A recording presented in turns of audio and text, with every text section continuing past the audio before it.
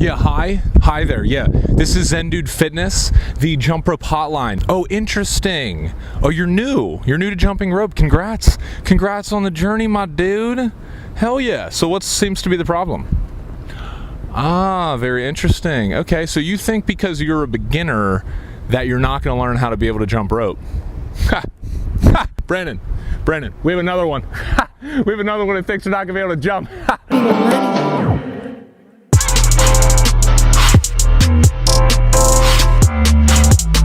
What's up, players?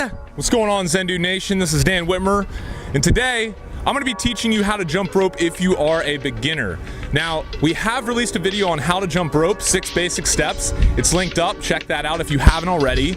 But from getting so much great feedback from the YouTube community, we've started to focus in on a little bit more of what you guys really truly need help with if you are a beginner. Brandon and I, first of all, cannot thank you guys enough. We love the momentum that's building, and we love hearing about the stories of people losing weight and living a happier life through doing jump rope. In this video, we're gonna go over the fundamentals again, but we're really gonna focus in on the difficulties that most of you have been telling us that you're facing. If you like this tutorial and want more of them, give it a thumbs up below. And go ahead and subscribe to our channel if you want more workouts, tutorials, and everything involving getting lean with a jump rope and your body. After learning how to jump rope, if you're a beginner and you want to get started with some workouts that kind of ease you into the workouts that we do here at Zen Dude Fitness, go ahead and click the link below and check out our free 4-week challenge. It's great for beginners. If you're advanced, it works too, but especially good if you're just starting out. We also have our recommended jump rope that I'm using in this video linked up below. It's cross rope. It's awesome. It's the best, most durable rope that we found thus far, so check it out. First of all, guys, just to talk a little bit about what we talked about in the last video, you want to measure your rope properly. So just a rule of thumb, when you're measuring your rope or when you're picking it, I want you to step in the middle of it like you see here, pull it up to the sides, like right under your armpit, and the rope cable should actually be right around the nipple area, the upper chest area. This is a rule of thumb. You want to pick a rope that is 3 feet taller than your height. So I'm 6'3", so every rope that I use is right around 9 feet 3 inches. As you can see here, as I'm just doing regular bounce, I'm up on my toes. My feet are not coming more than an inch or two off the ground. My knees are bent slightly, cushioning my impact so my joints don't get hurt. My elbows are in, and my hands are jutting out to the sides of my hips, and my wrists are controlling everything. Now, a mistake that most people make when starting out that we get a lot of feedback about is they do 2 jumps, as you see here, for every time the rope swings around. I want you guys to get rid of this mentality and start. It's the easier way to jump rope, but it's not the correct way. And if you start off doing that, it's gonna be a lot harder to get yourself into just doing 1 skip for every rope turn. Okay, so what I want you guys to do is start off by just hopping. 1, 2, 3, 4, 1, 2, 3, 4, and get that consistent rhythm down and get used to counting, and then envision the rope spinning 1 time underneath you every time you do that. Now that brings me to my next point, guys. This might seem a little bit difficult at first, but let's incorporate the rope, and all I want you guys to do is practice swinging through 1 time and then stopping. So if you notice here, I'm just putting the rope behind my back, swinging it once underneath my legs, counting 1 and stopping, and then I'm resetting and I'm doing that again. All right, good. Now that we have that, let's move up to 2 times. So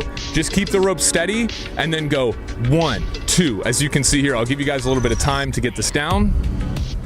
And as you see here, I'm just going 1, 2, and then stopping. 1, 2, and then stopping. Good, guys. Now I want you to move up to 3. 1, 2, 3, and stop. 1, 2, 3, and stop. What this is doing is training your mind to always associate 1 rope skip with 1 time jumping your feet instead of 2 times jumping your feet. And this is essential if you want to spin the rope fast, if you want to be able to do a lot of tricks, and just overall, you know, look like a ninja. The next thing I want you guys to focus on is jumping only 1 to 2 inches off the ground. A lot of people, when they first start out jumping rope, is they jump too high off the ground, and this causes shin splints, it causes aches and pain in their knees and ankles, and it's just unnecessary, guys. If you jump rope correctly, it is a low impact sport or exercise that is actually better for you than jogging. So guys, the only trick where we're jumping higher off the ground is really the double under, or any trick where you're swinging the rope more than 1 time through in 1 hop. So for everything else, most tricks included, you're just gonna be coming 2 inches off the ground at most, maybe a little bit higher sometimes as you watch me here, but you want to maintain those bent knees and just cushioning every single hop that you have so you can jump rope for longer periods of time without any pain. So guys, I want to talk about your arms. Now, a lot of people, when they start out jumping rope, they have these very stiff arms, as you can see here in this footage.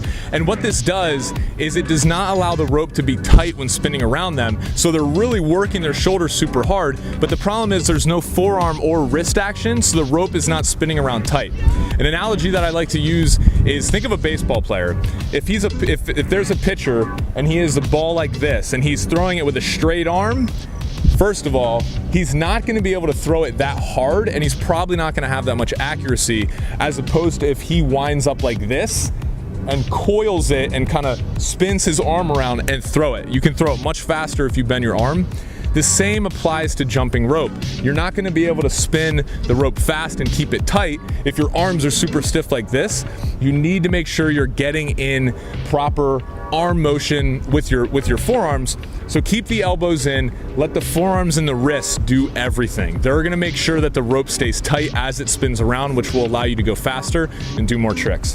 Which brings me to the wrists. The most important part that anyone can focus on when jumping rope as a beginner is your wrist. Now, if I turn to the side angle here, you can see this little range of motion going on with my wrists. Just pretend that my wrist socket right here is just a ball bearing, and that is swinging the rope around.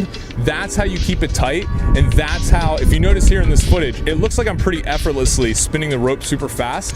It's all my wrists. I'm treating my wrist just like a ball bearing while slightly bending my arms at 90-degree angles to keep the rope tight. Putting all this together, when you start out practicing, I think it's super important for beginners not to go 5 to 6 times a week like Brandon and myself do now, and like many of our other advanced jump ropers do. I'd recommend, like I said, starting out with the 4-week challenge and just doing 2 to 3 workouts per week and having at least 1, maybe 2 rest days in between your workouts to save your body from the pain or some of the shin splints and aches that can come along when you're starting to jump rope.